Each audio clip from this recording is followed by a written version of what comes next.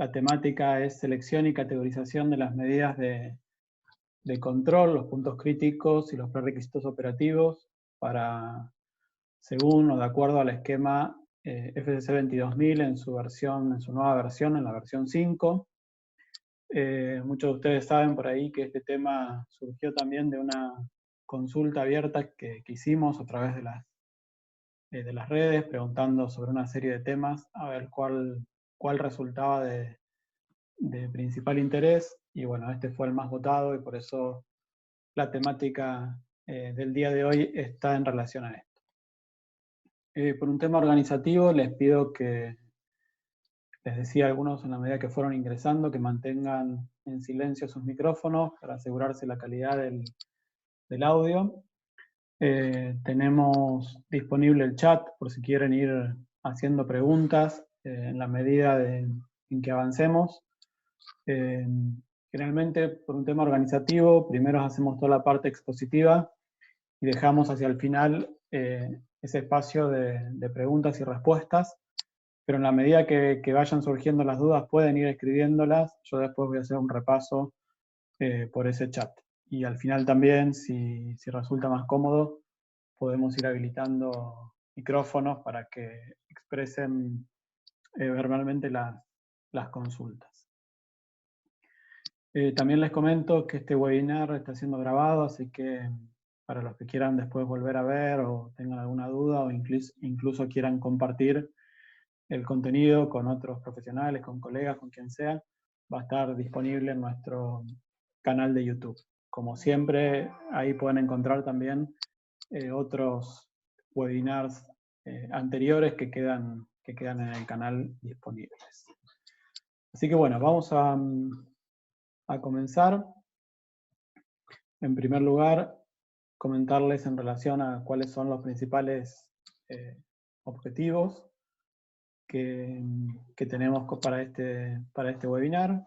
En primer lugar, que los participantes puedan conocer los requisitos que deben tener en cuenta para poder realizar una correcta selección y categorización de las medidas de control, que propone FCC 22000 en su versión 5, que son en definitiva las que propone la ISO 22000 en su versión 2018.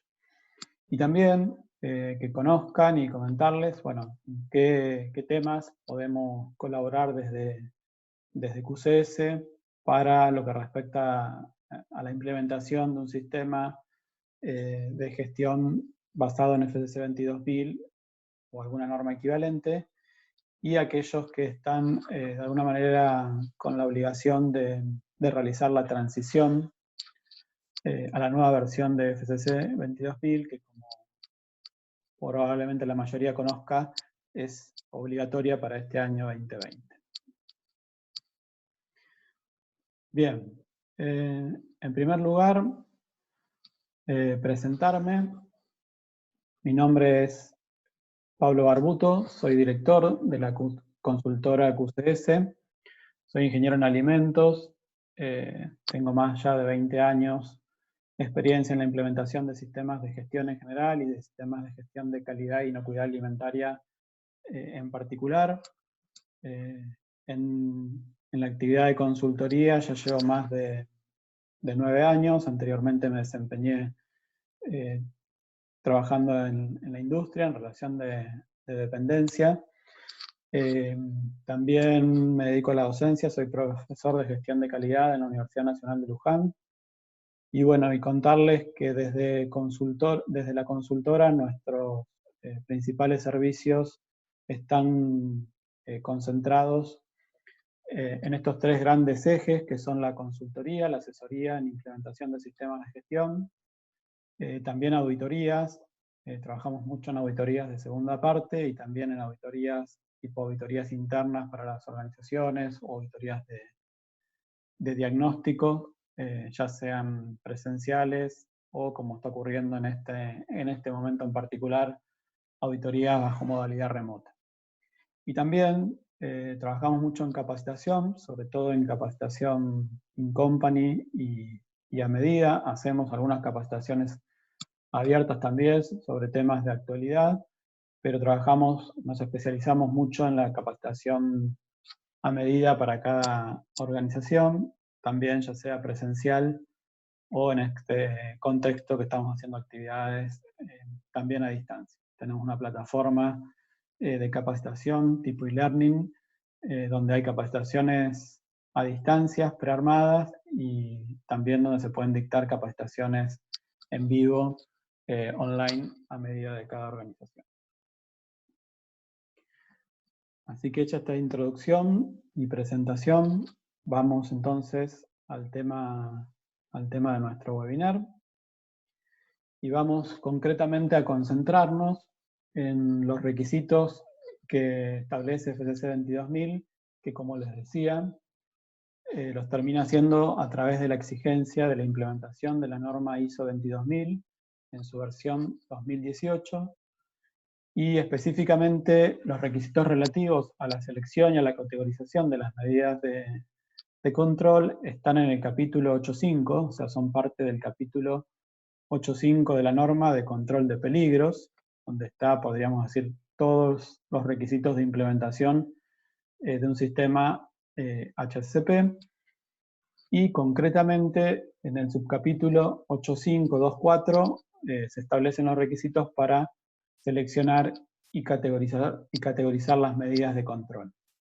Simplemente para hacer una introducción, comentarles que nosotros llegamos de alguna manera a esta situación de discutir sobre la necesidad de implementar medidas de control específicas luego de haber finalizado la etapa de la evaluación de peligros. La evaluación de peligros, que la norma la establece en el subcapítulo anterior a este, en el 8.5.2.3, finaliza con la identificación de aquellos peligros que categorizamos como significativos. Es decir, una vez que realizamos la evaluación del riesgo, evaluando probabilidad y severidad de los peligros identificados, vamos a concluir sobre cuáles son nuestros peligros significativos, y por lo tanto la norma establece que esos peligros significativos requieren de medidas de control específicas para su control, y estas medidas de control específicas son los puntos críticos de control o los prerequisitos operativos.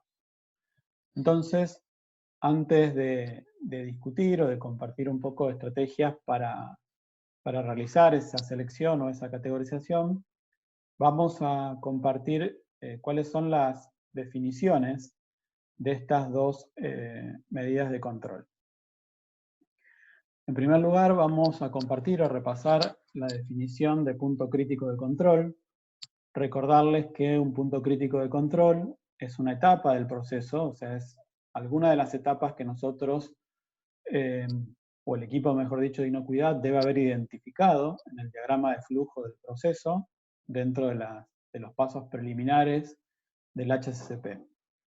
Entonces, retomando, un punto crítico de control es una de esas etapas del proceso, que se transforma en una etapa especial, podríamos decir, porque es una etapa en la que nosotros podemos aplicar medidas de control específicas, y esas medidas de control deben permitirnos prevenir o reducir un peligro significativo hasta un nivel aceptable, ¿sí?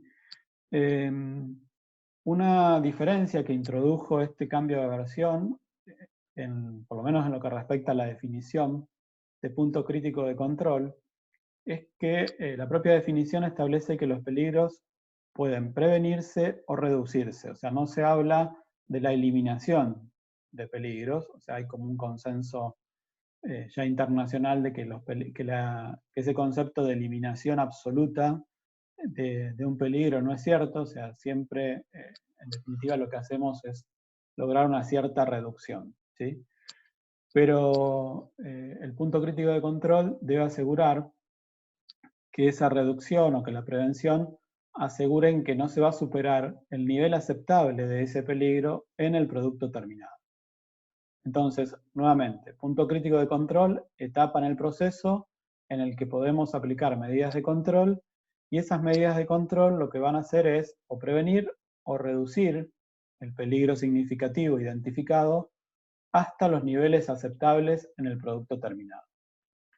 Y además, otra característica importante es que en esta etapa tenemos que tener la posibilidad de definir límites críticos, y esos límites críticos, y acá aparece otra particularidad en el cambio de versión, que esos límites críticos tienen que ser medibles, ¿sí? Entonces, la medición de ese límite crítico tiene que permitirnos la posibilidad de aplicar correcciones.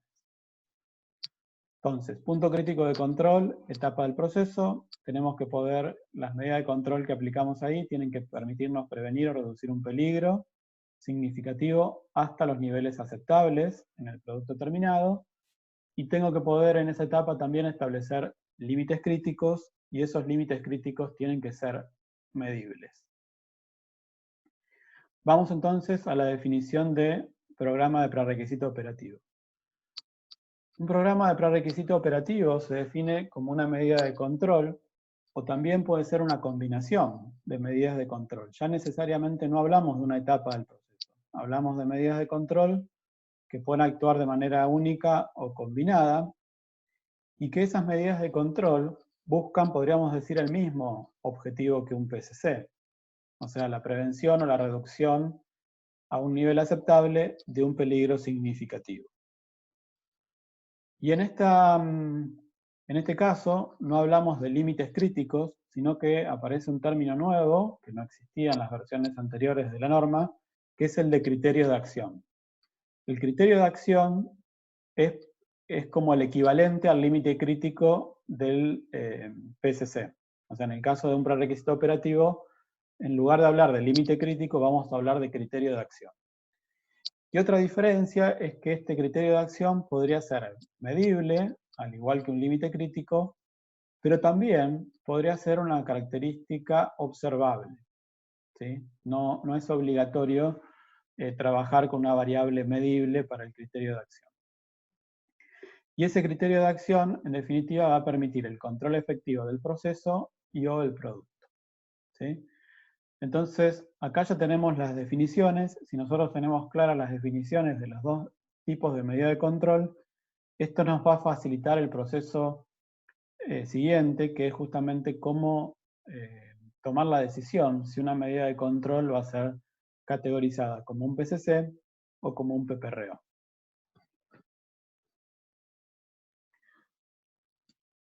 Ahora bien,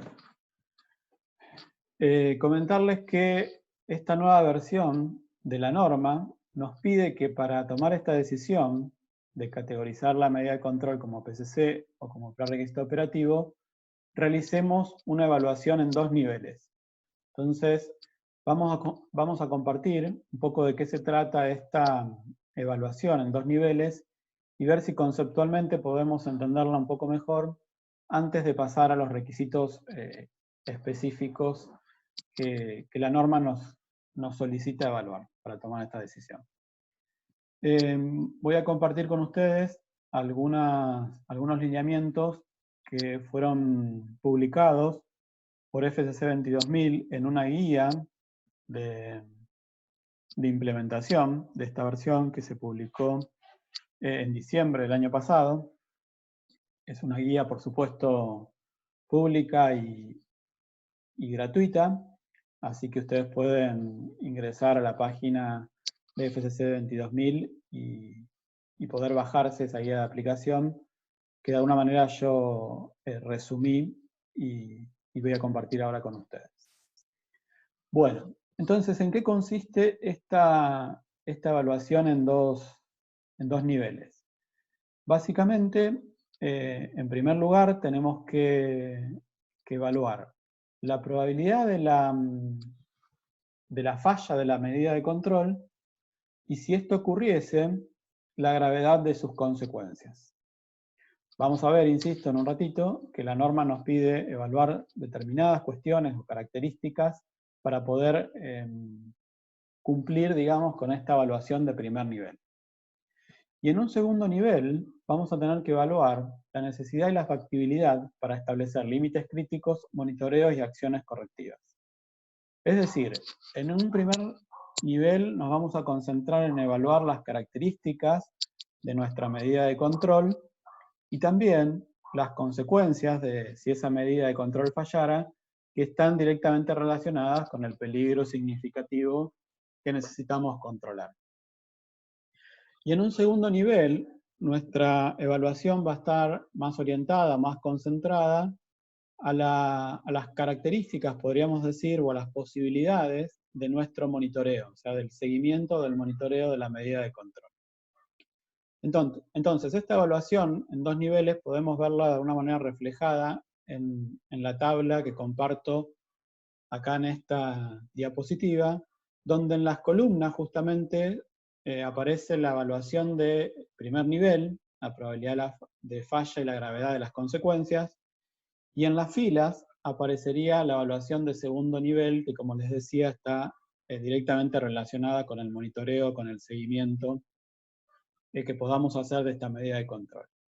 Fíjense que en el primer caso planteamos tres alternativas posibles en cuanto a la evaluación de primer nivel. O sea que la probabilidad de falla de la medida y la gravedad de las consecuencias sea baja, sea media o sea alta.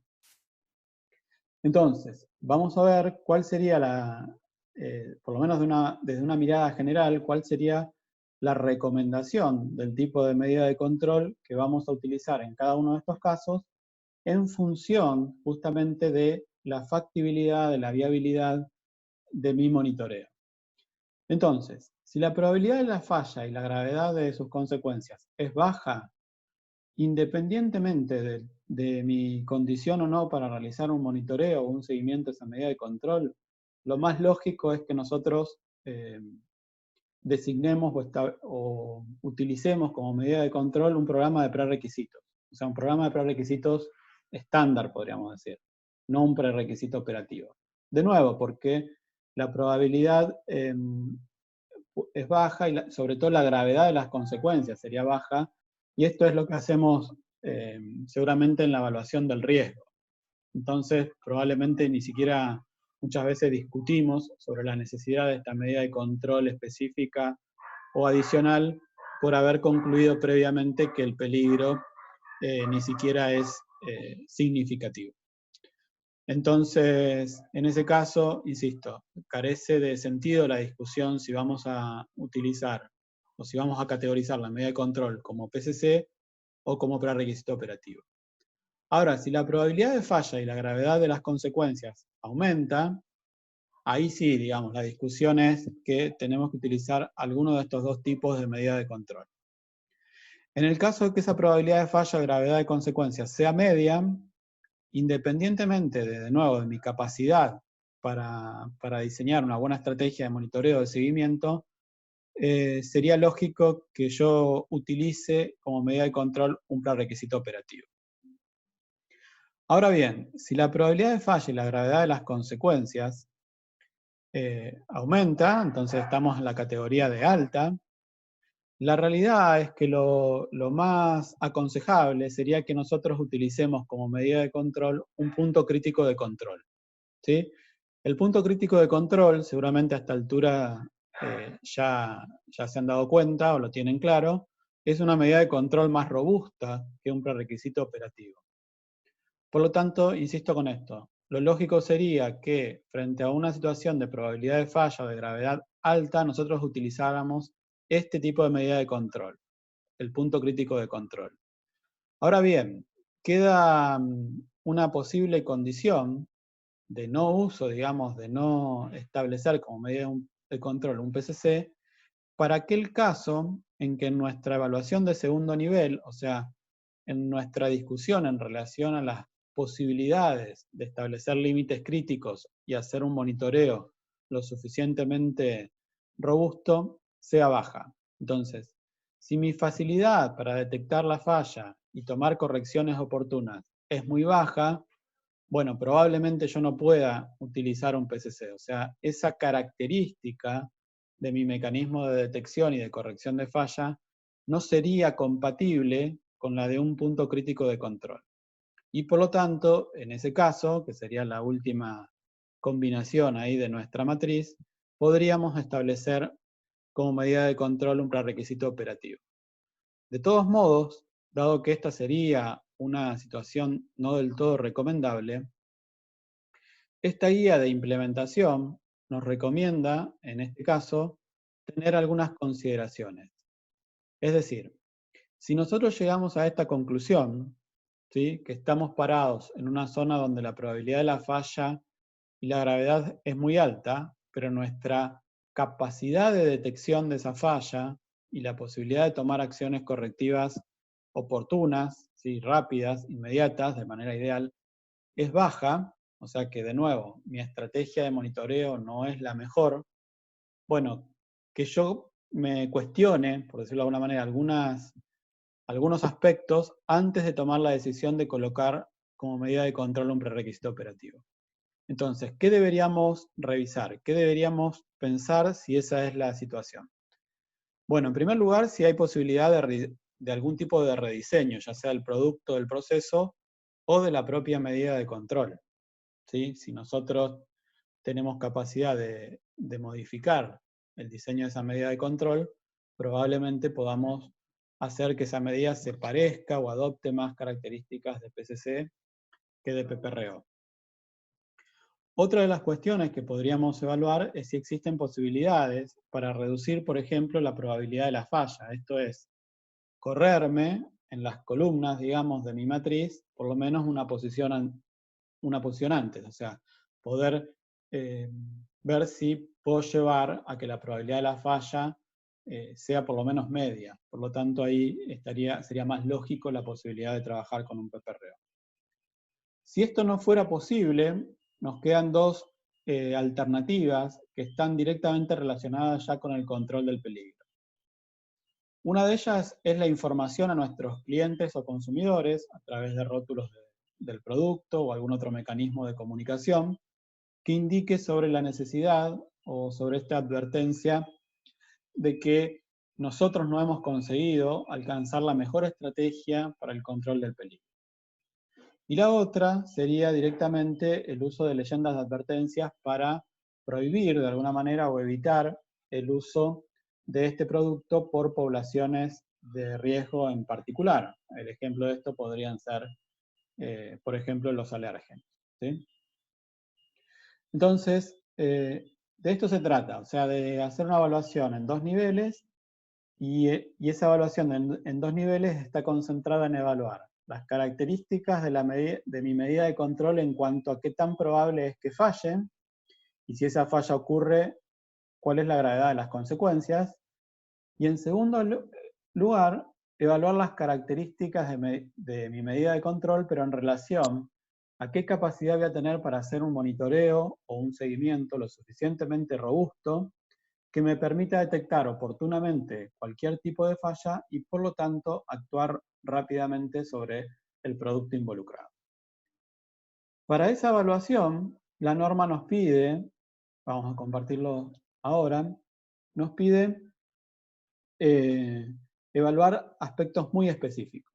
Entonces fíjense, acá yo traje textualmente lo que la norma, la ISO 22000, pide para realizar esta evaluación en dos niveles. Esta sería la evaluación de primer nivel, perdón. En primer lugar, tenemos que evaluar, como decíamos, la probabilidad de que falle su funcionamiento, o sea, la probabilidad que falle realmente la medida de control, y a su vez, como decíamos, evaluar la gravedad de las consecuencias en caso de que esa falla ocurra. Para evaluar la probabilidad para evaluar, mejor dicho, la gravedad de las consecuencias, la norma a su vez nos pide que tener en cuenta una serie de cuestiones. En primer lugar, que tengamos en cuenta el efecto que realmente tiene la medida de control sobre los peligros significativos que necesitamos controlar. En segundo lugar, evaluar la ubicación de nuestra medida de control en relación a otras medidas de control, o sea, si es la última medida de control que tengo o si realmente luego tendré alguna otra medida que pueda adoptar el control de este peligro. Preguntarnos también si está específicamente establecida para reducir o para controlar los peligros hasta un nivel aceptable. Y por último, si se trata de una medida que actúa de manera única o es parte de una combinación de medidas de control. Entonces, todo esto es lo que la norma nos pide que nosotros como equipo de inocuidad evaluemos para finalizar esta evaluación de primer nivel. Y luego nos pide la evaluación del segundo nivel, y en este caso nos dice que para cada medida de control tenemos que evaluar la viabilidad de, fíjense, A, establecer límites críticos medibles y o criterios de acción medibles o observables. Recuerden que para los PCC, habíamos dicho, solo podemos utilizar límites críticos y esos límites críticos tienen que poder ser medibles. En cambio, los criterios de acción, que eran el equivalente para los prerequisitos operativos, podrían ser tanto medibles como observables. En segundo lugar, evaluar la viabilidad del seguimiento para detectar cualquier falla en permanecer dentro del límite crítico o dentro del criterio de acción. ¿Sí? ¿Qué capacidad de monitoreo, insisto, vamos a tener para identificar rápidamente una situación de falla de la medida de control? Y en tercer lugar, que está en línea por supuesto con esto, es qué viabilidad vamos a tener para aplicar correcciones oportunas en caso de fallos. O sea, si ese monitoreo identifica realmente una pérdida de control, qué tan oportuna es nuestra capacidad de tomar acciones correctivas, sobre todo teniendo en cuenta, por supuesto, el producto potencialmente involucrado cuando se produce esta falla, porque estamos frente a un producto que en principio es potencialmente no inocuo. Entonces, estas dos evaluaciones son las que nos pide ahora la norma en su nueva versión para poder decidir si una medida de control va a ser categorizada como punto crítico de control o como prerequisitos operativos. Los que conocen la versión anterior de la norma ya se habrán dado cuenta que hay algunas modificaciones y aclaraciones respecto a lo que antes establecía la norma.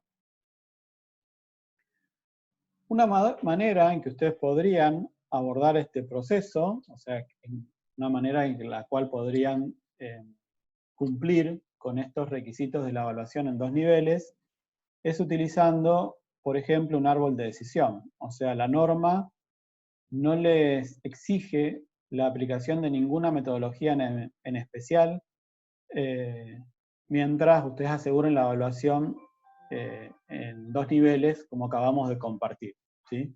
La forma de hacerlo, insisto, es una decisión propia de cada organización y del equipo de inocuidad de cada organización. Una alternativa para esto es utilizar un árbol de decisión. No es la única opción. Uno podría hacer una evaluación de cada uno de esos puntos que acabamos de compartir, simplemente en una tabla, en un formato propio, y eso podría ser suficiente.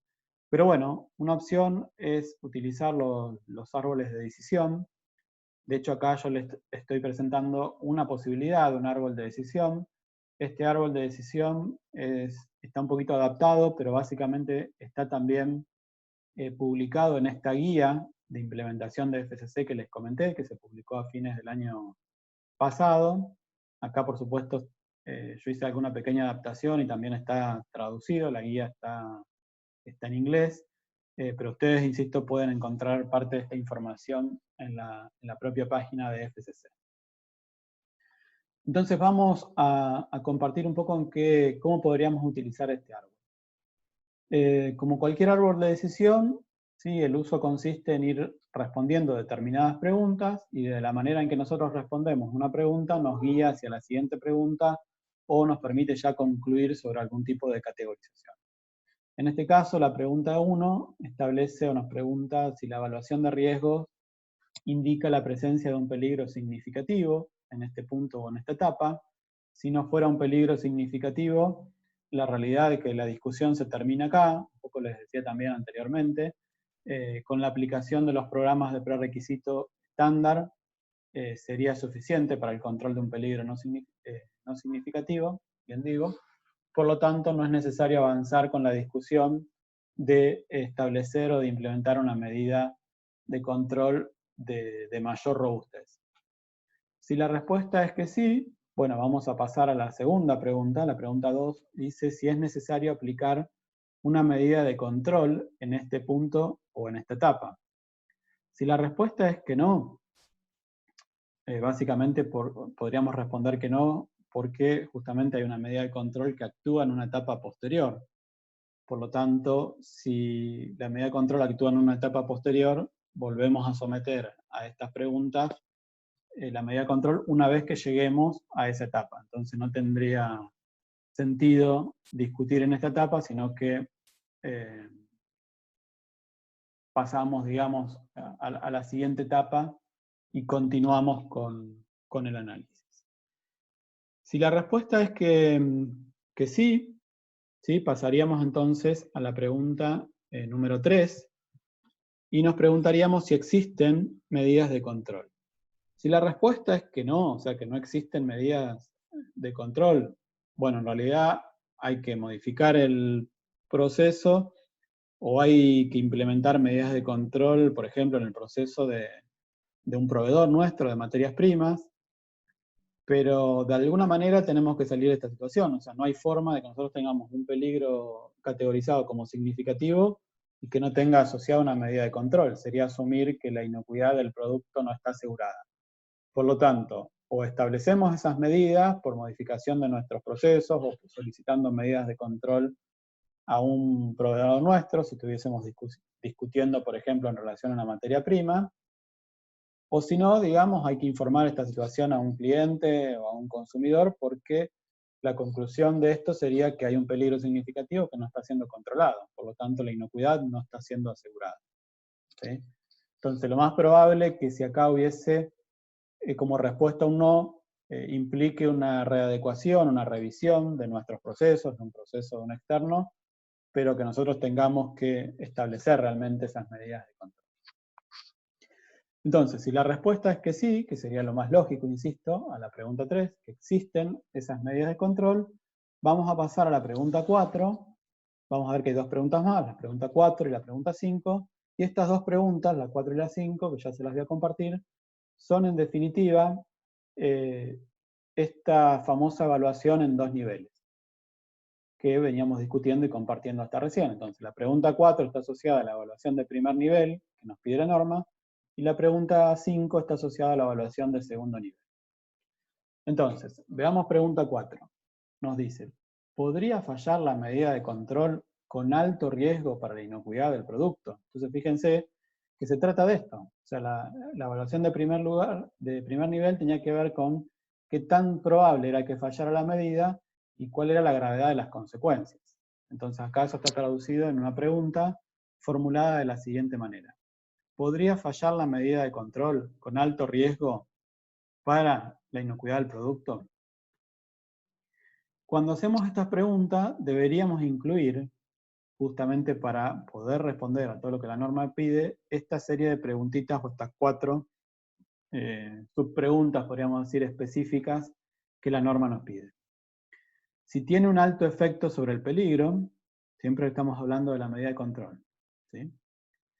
Si la medida de control se aplica específicamente para reducir el peligro a un nivel aceptable, si es la última medida de control y si se trata de una medida única.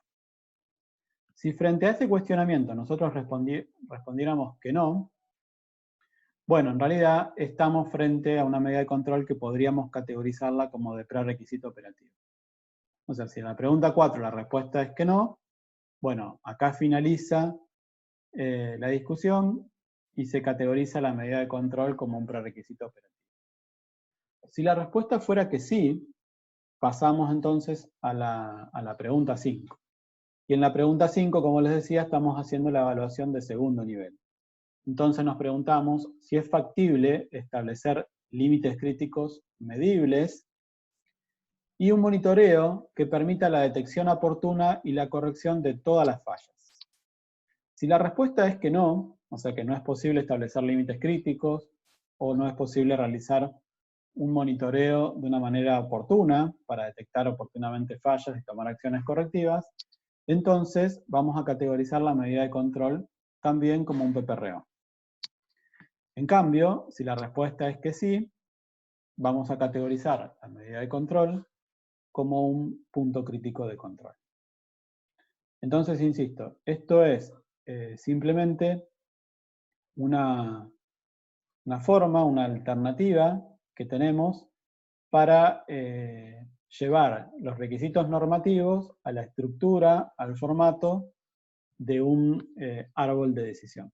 Muchas organizaciones o muchos equipos de inocuidad se sienten más familiarizados con el uso de un árbol de decisión. De hecho, el Codex Alimentarius utilizó siempre el árbol de decisión, entonces hay muchas organizaciones más familiarizadas con esta herramienta.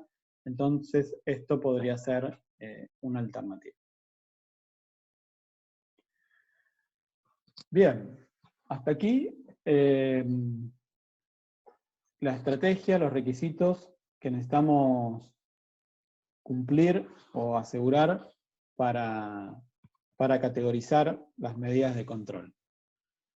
Quiero ahora compartir con ustedes algunas cuestiones adicionales que creo yo pueden servir para terminar de entender cuál es la mejor opción, digamos, o la mejor elección a la hora de categorizar una medida de control, para ver si con esto resulta más claro, y después vamos a ya dejar el espacio de preguntas y respuestas.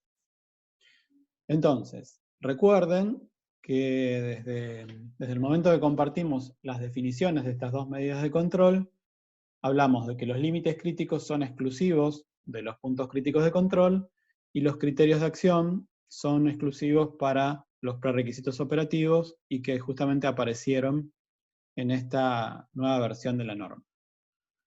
Entonces, reforzando este mensaje, quería compartir con ustedes algunas características de estas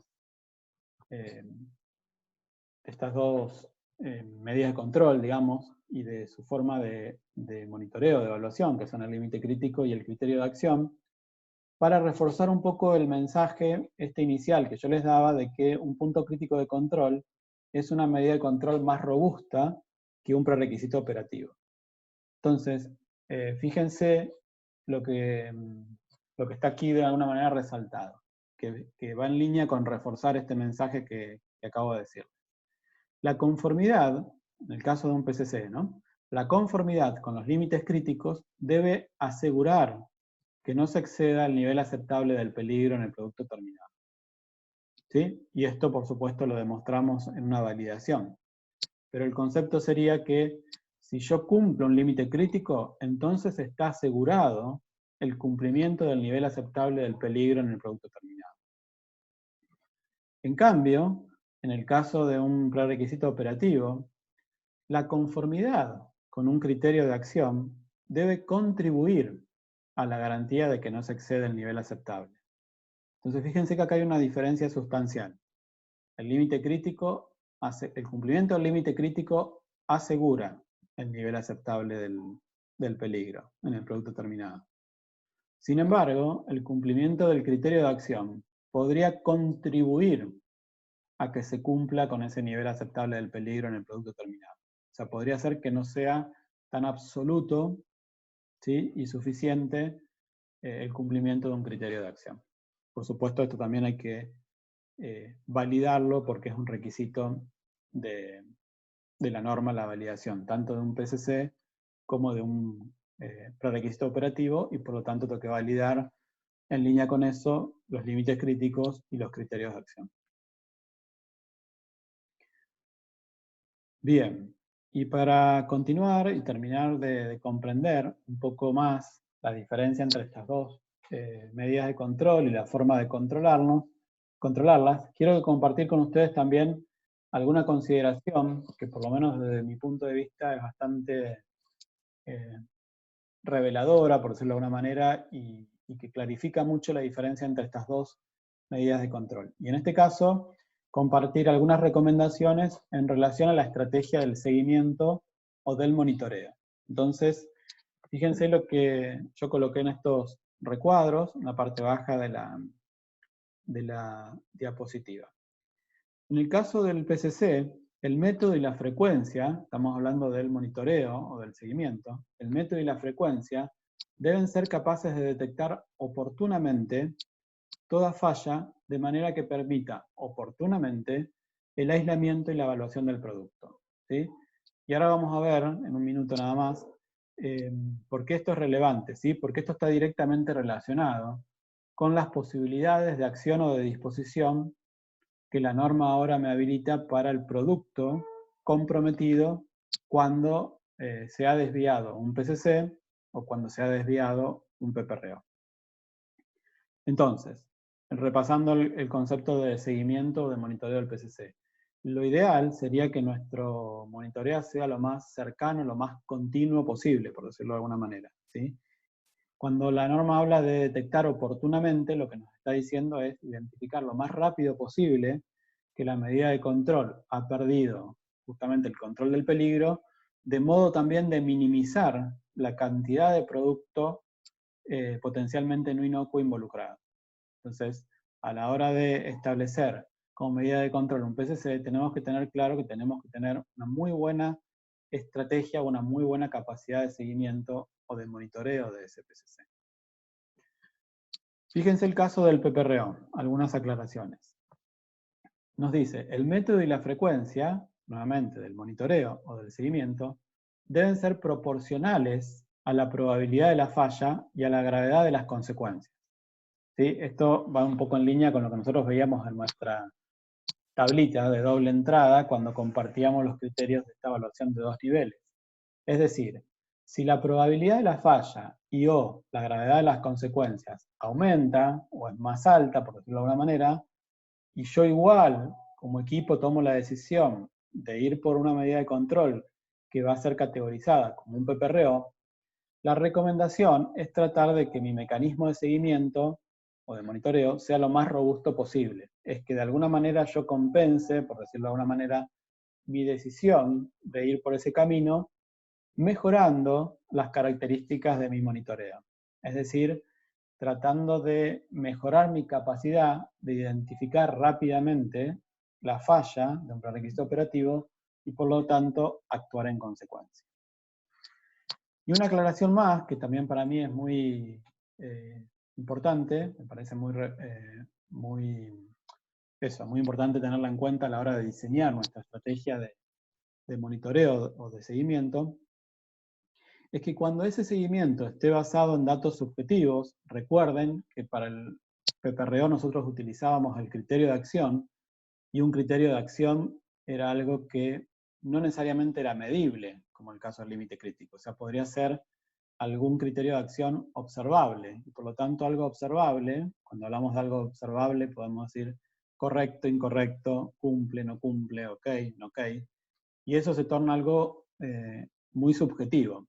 Por lo tanto, cuando vayamos por ese camino, o sea, que nuestro mecanismo de control esté basado en actividades más bien observables y por lo tanto subjetivos, intentemos bajar ese nivel de subjetividad utilizando instrucciones o procedimientos o especificaciones por escrito y en la medida de lo posible, o otra recomendación que yo les doy, es que intenten utilizar algún criterio más visual, ¿sí? Por ejemplo, colocar en ese instructivo, en ese procedimiento, en esa especificación, alguna fotografía que nos clarifique qué significa ok, qué significa no ok, qué significa cumple, qué significa no cumple. Muy bien. Y por último, quiero compartir con ustedes los requisitos del capítulo 8.9 de la norma, que se llama control de las no conformidades del producto y el proceso, que es justamente qué podemos y qué no podemos hacer cuando estas actividades de seguimiento o de monitoreo indiquen una pérdida de control, es decir, indiquen un desvío de un límite crítico en el caso del PCC o un incumplimiento del criterio de acción en el caso del PPRO. ¿Sí? Entonces, en el caso de que el monitoreo indique una situación de desvío, ¿qué podemos y qué no podemos hacer con el producto involucrado en esa situación de desvío? Esto también es una modificación importante respecto a la versión anterior de la norma, entonces también hay que tener en cuenta esto a la hora de seleccionar y categorizar nuestras medidas de control. Fíjense, en el caso de productos que provienen del desvío de un límite crítico, o sea, de una pérdida de control de un PCC, de un punto crítico de control, la norma solo nos habilita 3 posibilidades en cuanto al producto involucrado. O el reproceso, o la redirección a otro uso, siempre y cuando podamos demostrar que para ese uso esto no sería un problema. Y por último, la destrucción o la disposición directamente como residuo. O sea, no se habilita la liberación del producto por ningún motivo. Sí se habilita la posibilidad de liberar un producto que se haya generado como consecuencia de un incumplimiento, de un desvío en el criterio de acción. Estamos hablando entonces de un prerequisito operativo. Entonces, en ese caso, sí podría existir la posibilidad de liberar un producto bajo determinadas condiciones, que son las que comparto acá con ustedes.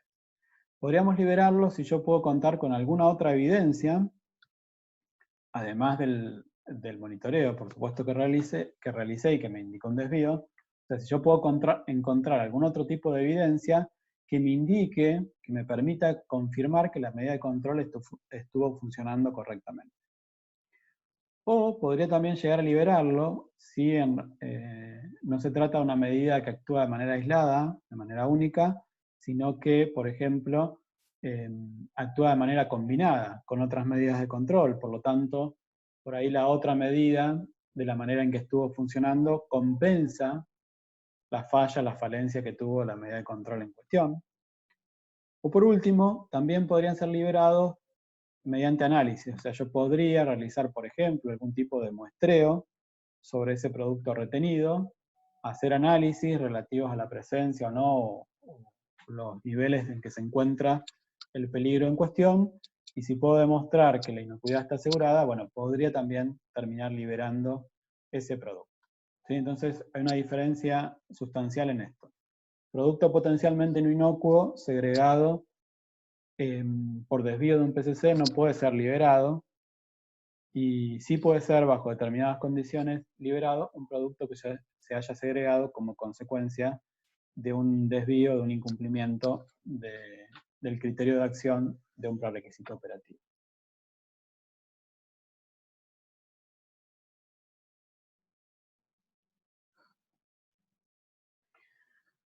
Bien,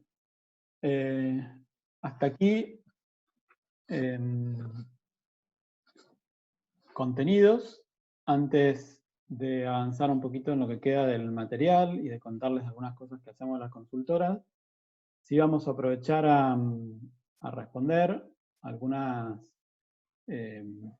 preguntas, consultas. Yo voy a revisar lo que puedan haber dejado mencionado, lo que estuvieron escribiendo en el chat mientras hablábamos, pero también les doy la posibilidad de que si alguien prefiere abrir el micrófono y preguntar de manera verbal, lo puedo hacer. Déjenme revisar mientras el chat. Yo voy a avanzar un poquito para atrás para ver las primeras preguntas que surgieron. Si hay más preguntas, insisto, van escribiendo o habilitamos el micrófono. Bueno, hay una primera consulta de María Emilia Cáceres. ¿Se podrían dar ejemplos para distinguir un PCC versus un PPRO? A ver, hay ejemplos muy típicos, sobre todo de puntos críticos de control, por ejemplo, la esterilización de un producto, la pasteurización de un producto. Después es más controvertido dar ejemplos específicos de lo que sería un PPRO, porque justamente depende de las características de la medida de control de cada organización. Podría darles un ejemplo, pueden ser tamices, pero zarandas. Ahora, de nuevo, tanto un tamiz como una zaranda para una organización podría ser un PCC y para otra podría ser un PPRO. Por lo tanto, no hay respuestas generales para esto, ¿sí? Hay algunas bastante típicas, sobre todo por el lado de los PCC, como les decía, pero sin duda necesitamos hacer esta evaluación que estuvimos compartiendo para poder concluir si es un PCC o si es un PPRO. Hay otra consulta de Florencia. ¿Qué pasa con el caso del PCC de los filtros, donde la medida de control es revisar la integridad del filtro cada X tiempo? Claramente esto no es muy medible y tampoco se puede realizar una corrección en línea, como dice el árbol que presenta el PCC. Este punto lo debería bajar a un PPRO, como lo ves en este caso. Y por esa característica en particular, de la medida de control, responde más a un PPRO o a un PCC. La evaluación tiene que ser integral en los dos niveles, evaluando estas 8 aspectos que dijimos, estas 5 cosas que nos pide la norma evaluar en un primer nivel, y las otras 3 cosas que nos pide la norma evaluar en un segundo nivel. Pero vos ya estás respondiendo un poco a esas preguntas. Si todo inclina la balanza hacia que es un PPRO, bueno, es probable que en este caso o en cualquier otro caso de cualquier otra organización haya nuevas decisiones o nuevas categorizaciones de las medidas de control que ya teníamos en función del cambio de versión de la norma. ¿Sí? Hay otra pregunta de Victoria. Tengo una duda con respecto a la medida de control de filtro, ya que creo que es medible el límite crítico, pero no sé si el monitoreo permite la detección oportuna, ya que se monitorea al principio y al final. Bueno, lo que tenés que tener también presente es lo que acabamos de compartir hace un rato, que cuando vos tengas una evidencia de que el PCC, si fuera el caso, no estuvo funcionando correctamente, tu producto potencialmente te inocuo es todo el producto producido desde la medición anterior. Por lo tanto, tenés que tener capacidad de segregar, de bloquear todo ese producto, y sabés que las alternativas para ese producto son las 3 que mencionamos. Reprocesarlo, podría ser en este caso volver a filtrarlo, dirigirlo para otro uso o directamente destruirlo. Por lo tanto, esas cuestiones son las que necesitamos evaluar cuando hablamos de oportunidad. El concepto de oportunidad tiene que ver con eso, con rápidamente darnos cuenta de una situación de desvío y sobre todo minimizar la cantidad de producto involucrado. Bueno, hay otra consulta que creo que la respondí por el tema de los filtros. ¿Cómo sería en el caso de un detector de metales? El monitoreo consiste en observar si rechaza o no un patrón, no es medible. Bueno, de nuevo, esa es una de las características que tenemos que evaluar.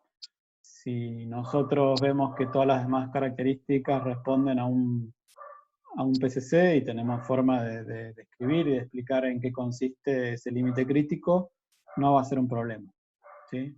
Sobre todo, si vos estás dispuesto a ir por el camino del PCC, es poco probable que alguien lo cuestione, porque es una medida de control más robusta, como les decía. Puede ser, por lo menos desde mi punto de vista, más cuestionable cuando uno coloca un PPRO y en realidad debería haber colocado un PCC, pero no tanto a la inversa, ¿sí?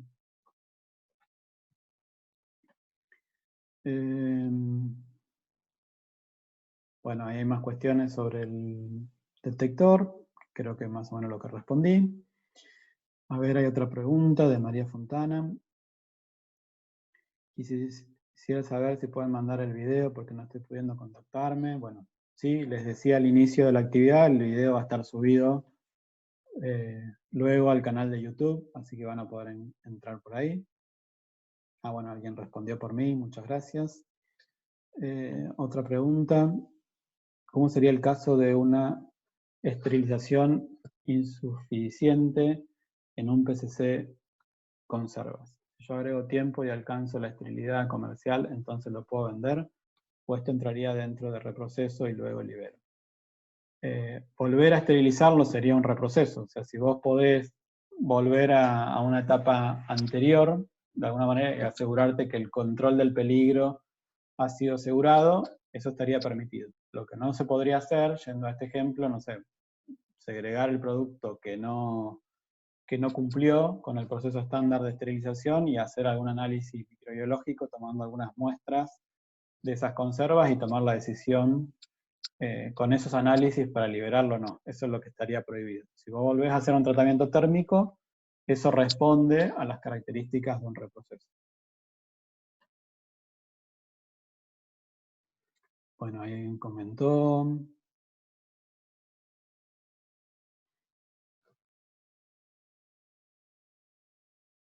Bueno, veo que hay cosas que se fueron respondiendo.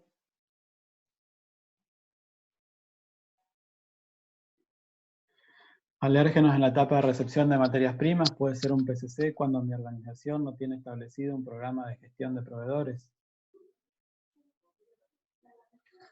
Bueno, la verdad es muy genérica la pregunta. Si querés ampliarla, Anaí, no hay ningún problema, estoy a disposición. Habría que entender un poco más a qué te referís. Si es un control, un análisis, no entiendo qué se haría en esa etapa de recepción. Tendríamos que entender cuál sería justamente la medida de control en esa etapa. ¿Qué control existiría que te permite a vos mantener o no bajo control este peligro significativo que es un alérgeno? En general, los programas de gestión de alérgenos responden más a un prerequisito operativo o a cuestiones justamente de programas de prerequisito estándar que a un PCC, pero habría que entenderlo un poco mejor. Así que si me clarificás un poco la duda, intento responder. Si querés abrir el micrófono y estás por ahí presente todavía, no hay ningún problema. Y hay una pregunta más de Dolores. Dice, si hay una etapa que es la única que está controlando un peligro significativo, pero no es medible, la medida de control pasa a ser PRO sí o sí. No, sí o sí no. De nuevo, hay 8, como les decía, cuestiones que uno tiene que evaluar y fundamentar para tomar la decisión. ¿Sí? Si es medible es una de las condiciones, pero si todo lo demás da, como les decía, características más de PCC, y yo de alguna manera esto lo puedo justificar, y me siento como equipo cómodo colocándolo como PCC en lugar de colocarlo como un PPRO, eso es viable, e insisto con lo que les decía, es seguramente menos cuestionable que vos ya hayas decidido ir por el camino de una medida de control mucho más robusta. Es más cuestionable si yo coloco un PPRO, cuando en realidad la medida de control sugerida debería ser un PCC. Si recuerdan de nuestra charla, esto último que estoy diciendo es la situación del cuadrito inferior, ¿sí? Abajo, digamos, a la derecha de nuestra tablita de doble entrada cuando presentábamos este concepto de evaluación en 2 niveles. Entonces, cuando ahí yo estoy en esa combinación de alta probabilidad de falla y gravedad de las consecuencias, ¿sí? Y poca viabilidad para el seguimiento, y coloco un PPRO, bueno, fíjense que deberíamos preguntarnos si esa es la mejor decisión. Ahora, si yo coloco un PCC, cuando la lógica diría que con un PPRO es suficiente, por decirlo de alguna otra manera, nadie me va a cuestionar, no creo que haya un auditor que cuestione esa situación. ¿Sí? Insisto, una situación donde elegimos una medida de control de mayor robustez que probablemente que la que necesitaríamos. Muy bien, ¿alguna pregunta adicional? ¿Alguna consulta? ¿Algo más que no haya quedado claro o que lo que respondí no resultó suficiente?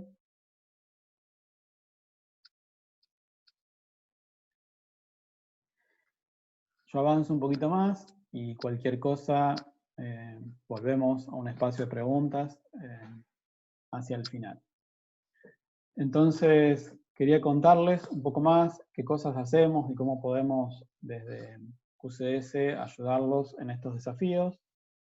En primer lugar, comentarles, ahora les voy a pasar detalle, que tenemos previsto una capacitación online sobre la nueva versión de FCC.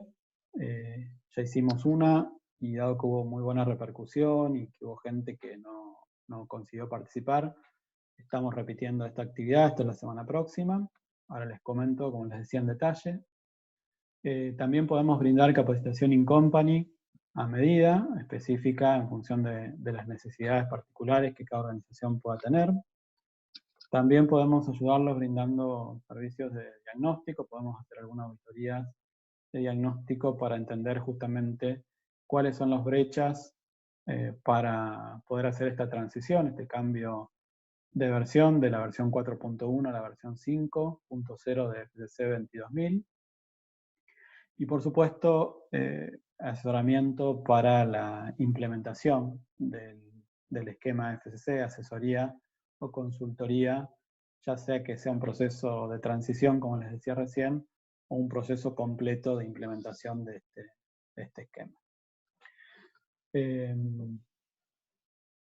Y en cuanto a la capacitación, que les decía, nuestra próxima capacitación online, sobre todo el cambio sobre el esquema FCC 22000 en su versión 5.0, está prevista para el 7 y 8 de mayo, o sea, la próxima semana.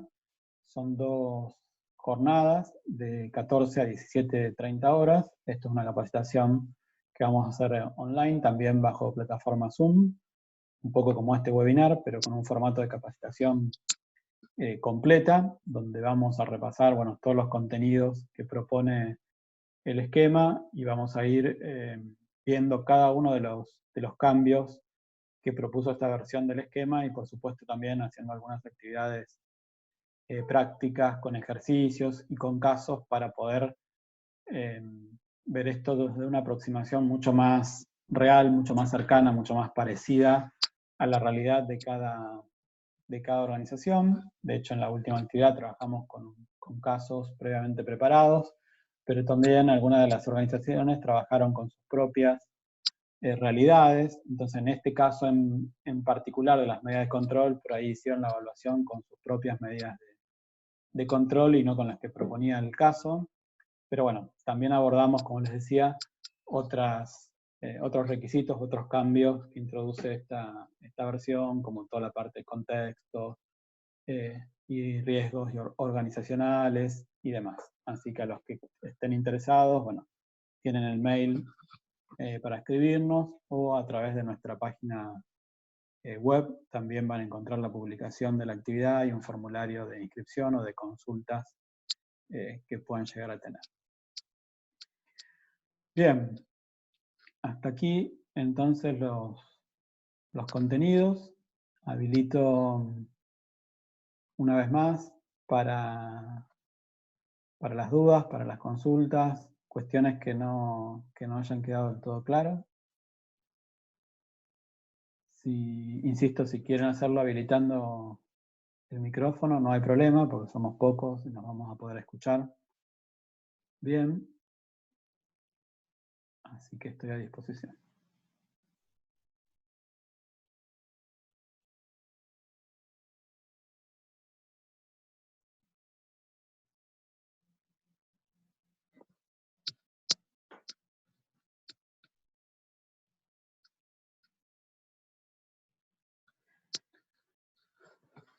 ¿Alguna consulta, alguna pregunta, algo que no haya resultado lo suficientemente claro?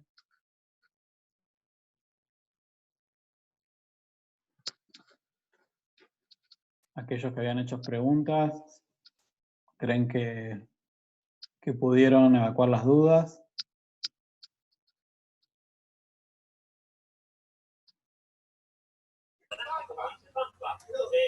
Hola, te hago una pregunta. Mi nombre es Florencia, ¿cómo estás? Hola Florencia, sí, te escucho. ¿Se escucha? Sí, perfecto. Bueno, nada, tenía una duda respecto, no es una duda, en realidad es como una opinión respecto a la situación, bueno, que estamos viviendo ahora, el tema de la pandemia.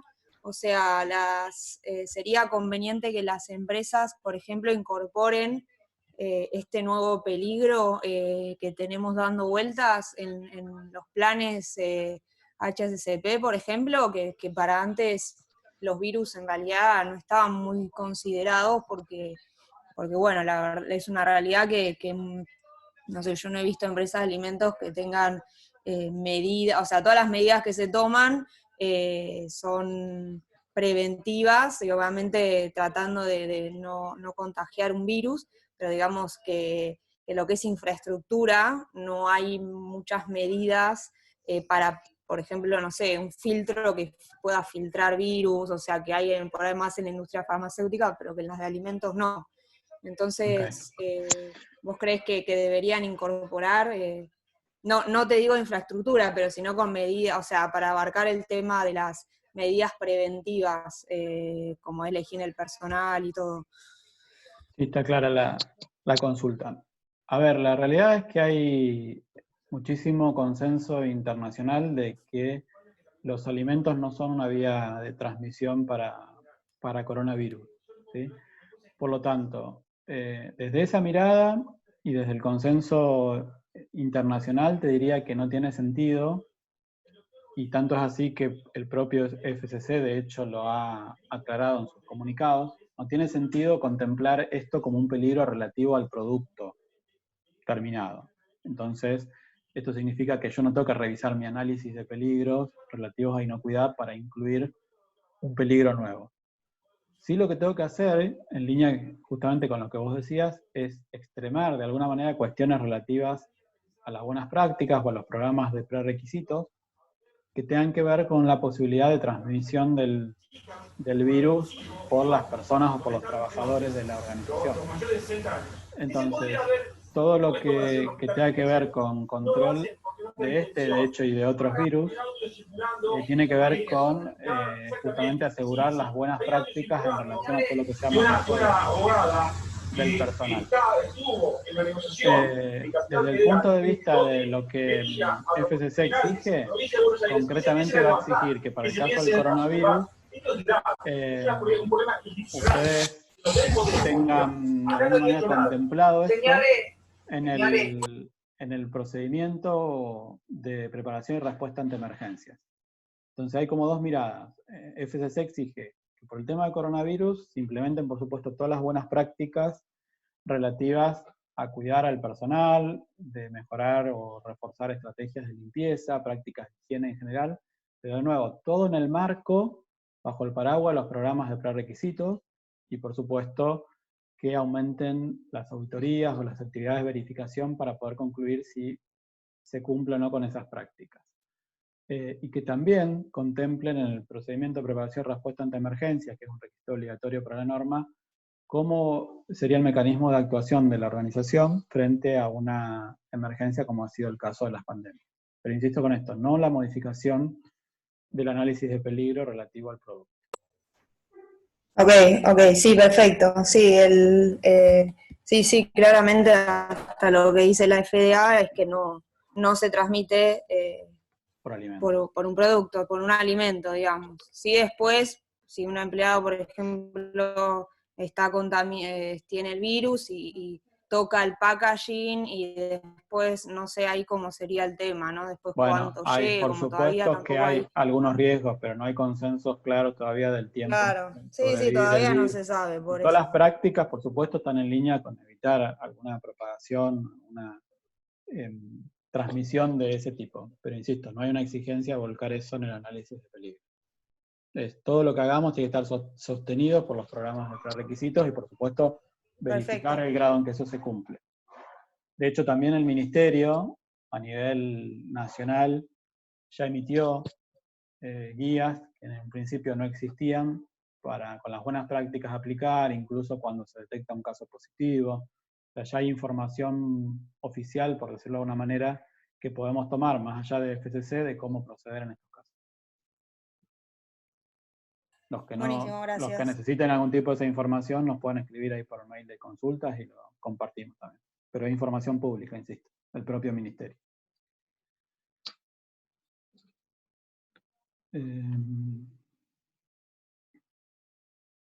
Filtros. ¿Qué pasa con el caso del PCC de los filtros, donde la medida de control es revisar la integridad del filtro cada X tiempo? ¿Este que ya lo respondí o no? Sí, este ya lo había respondido. Creo que más abajo tengo nuevos mensajes, perdón.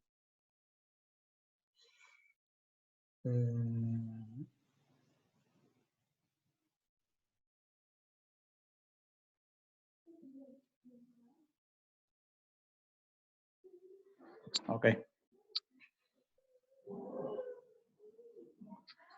Bueno, ¿alguna otra consulta, alguna pregunta? No, estaba chequeando el chat, pero todo lo del chat ya lo habíamos respondido. ¿Alguien que tenga algo para sumar, para aclarar?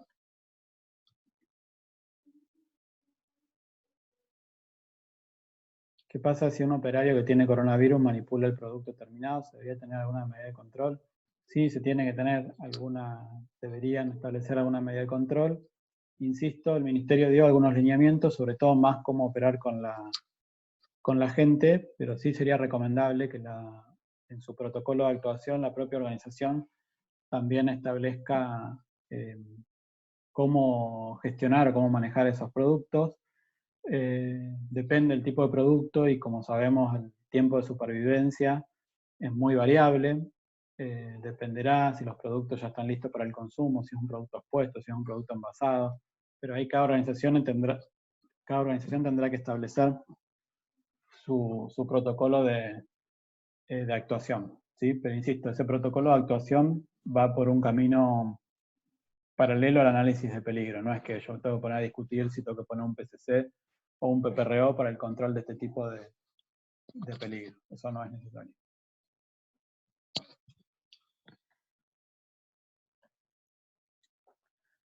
Bueno, si no hay más consultas, agradecerles por la participación, por haberse sumado a nuestro webinar. Recordarles de nuevo que el material va a estar disponible, la grabación del material en el canal de YouTube. Tienen también los mecanismos de consulta, el formulario a través de nuestras páginas o vía las redes sociales, para que estén conectados y estén recibiendo información de este tipo y de otro tipo. Y también por si hubiese consultas adicionales que no llegamos a evacuar en este encuentro. Así que bueno, nuevamente muchas gracias a todos por la participación. Y bueno, los esperamos en las próximas actividades.